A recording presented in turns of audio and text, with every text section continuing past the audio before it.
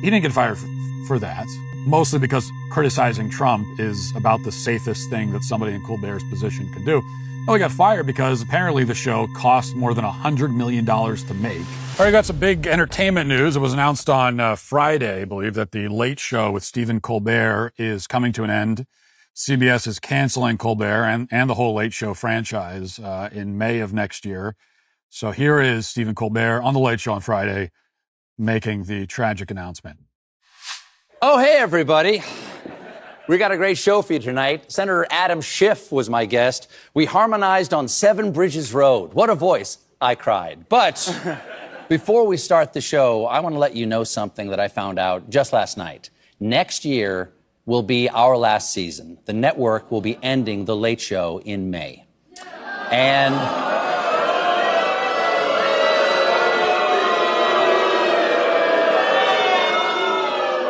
yeah, I share your feelings. It's not just the end of our show, but it's the end of The Late Show on CBS. I'm not being replaced. This is all just going away. It's all just going away, he says. It's all just going away. And I for one, I'm going to miss the show. I missed every single episode that's ever aired, and I'll keep missing it. And now everybody will. Although everybody was already missing it, which is sort of the whole problem. Now, naturally, the cancellation of Stephen Colbert was treated like a national tragedy by the media and Democrat politicians.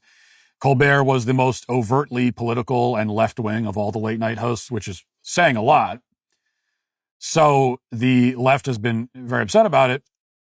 And the other thing people have to understand is that when you're looking at the reaction from the media to this and from Democrat politicians, and we're used to them being hysterical about dumb things, they're even more hysterical about this than maybe you would expect. The reason is that is very simply that Stephen Colbert would have those people.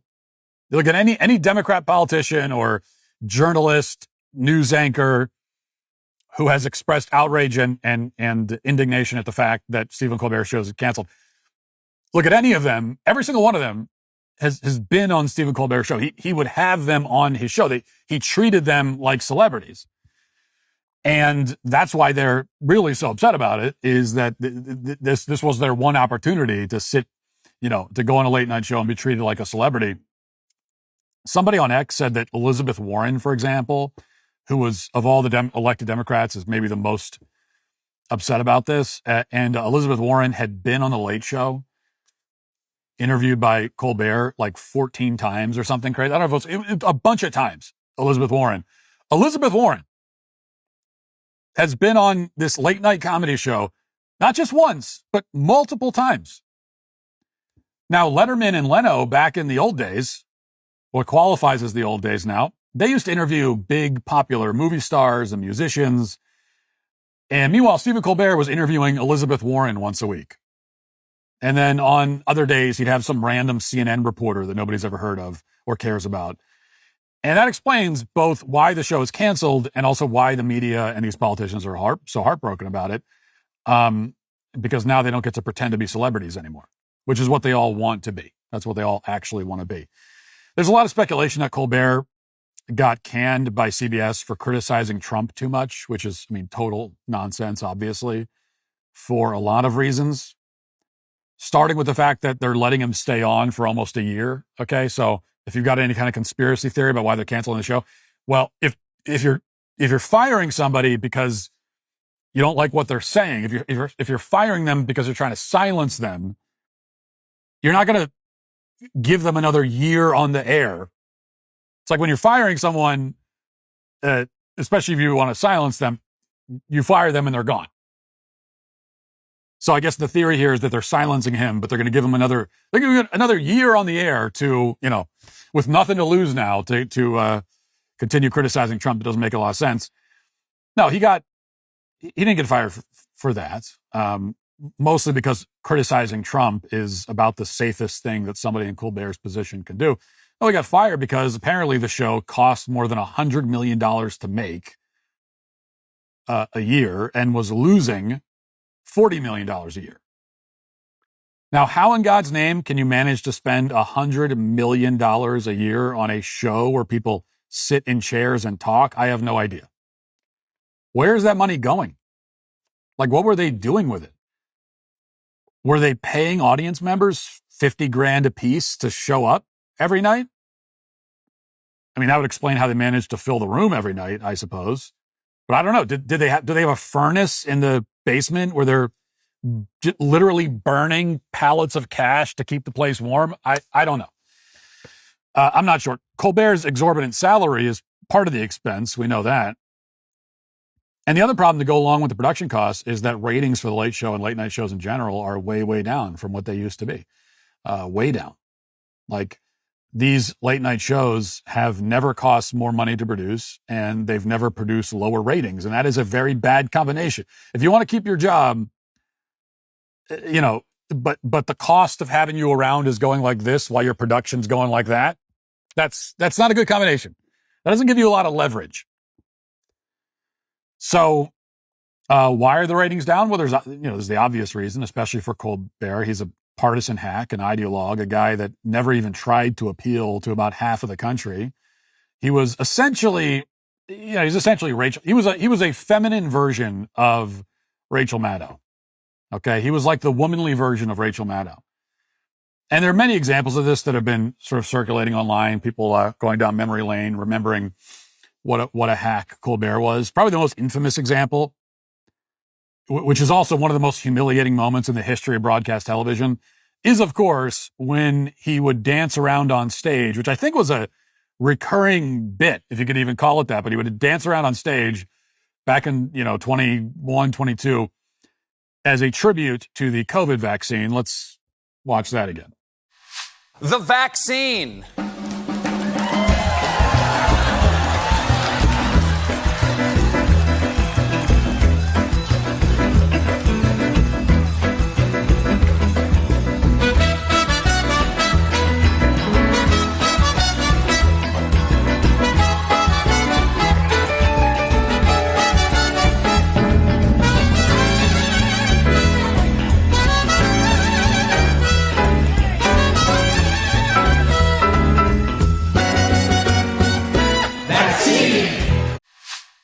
Now, if I were Stephen Colbert and there was video of me doing something as humiliating as that, you would not need to fire me, because I would have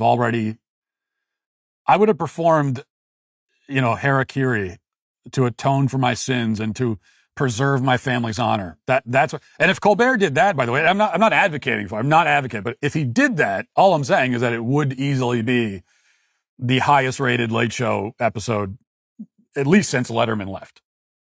This is unconstitutional. Sound familiar? Well, of course it does. Every pundit, podcaster, and YouTube expert throws this phrase around like confetti at a New Year's party. But here's a wild thought. Instead of just nodding along with whatever hot take crossed your feed this morning, you ever actually cracked open the Constitution yourself?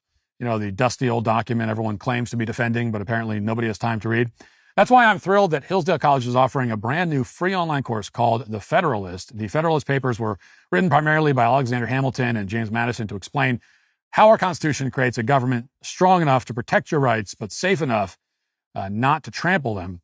The founders knew that we'd need to stay vigilant to preserve Republican self-government, and that responsibility falls on us today. I personally love that Hillsdale College course breaks it all down into 10 digestible 30-minute lectures you can take at your own pace, which comes in handy for those of us with busy schedules. It's completely free, definitely worth your time. Plus, they've got over 40 other free courses covering everything from C.S. Lewis to Roman history to ancient Christianity. Not bad for the price of, absolutely nothing. Go right now to hillsdale.edu/Walsh to enroll. There's no cost. It's easy to get started. That's hillsdale.edu/Walsh to enroll for free. Again, hillsdale.edu/Walsh. I mean, you could argue that should be like, maybe that should just be the tradition. Is that when your late night talk show comes to an end, you have to perform, Japanese style ritualistic suicide on air. I'm not advocating. I'm just saying that there's some people who would say that would be an interesting way to wrap things up. Not me though. I would not support that. Anyway. But this still is not the full story. It's not just that Colbert is a partisan tool. It's also that he's just not funny. The show isn't funny. Late night shows in general aren't funny. And politics aside, because conservatives tend to focus on, it was so partisan. That's not just it. I mean, you can be partisan and still be funny.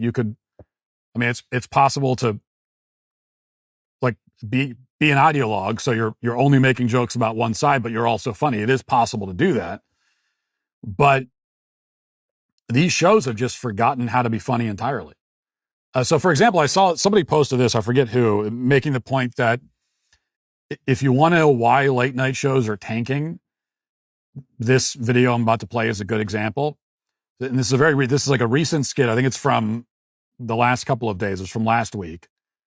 Skit, I don't know, whatever you call it. And it's from the Tonight Show. It's not from the Late Show. But it just goes to show how abysmal the comedy has gotten in the late night world. If you don't watch these shows at all, as I don't, because I'm under the age of 70, which by the way was the average age of a Colbert show viewer was about 70. I think it was 68. So when he came on, the average age was 60, which was already too old. And so CBS brought Colbert on because they're thinking like, okay, well, the idea is that you're going to make the average age of our viewer go down. We'd like for the average age to be like 45, maybe. That's right in that key demo. That's what we want.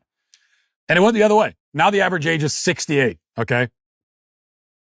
But, so if you're not in your 70s and you probably don't watch these shows and you don't realize just how bad it's gotten.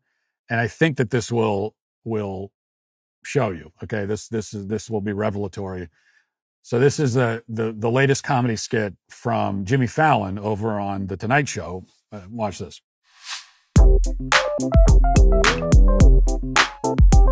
I'm in my jorts. I'm in my George shorts. I'm in my jorts. Jean shorts, that means jorts. My name's Carl, and I wear jorts. I like all sorts of racket sports. Jorts. I got my George shorts on the court. I'm in my jorts. I'm in my George shorts. I'm in my jorts. Jean shorts, that means jorts. My name's Tony, and I wear jorts while I'm giving book reports. Jorts. I got my jort shorts, and I'm smart. Yeah, you watch that, and you have to ask, why does that exist? Why does that exist? And I'm not even saying, oh man, that was weird. That was so bizarre. That's the reaction we're supposed to have. We're supposed to think that it's quirky and random. We're supposed to think that, oh, look at this. This is eccentric. It's trying to be that, but it's not. Because this is a product.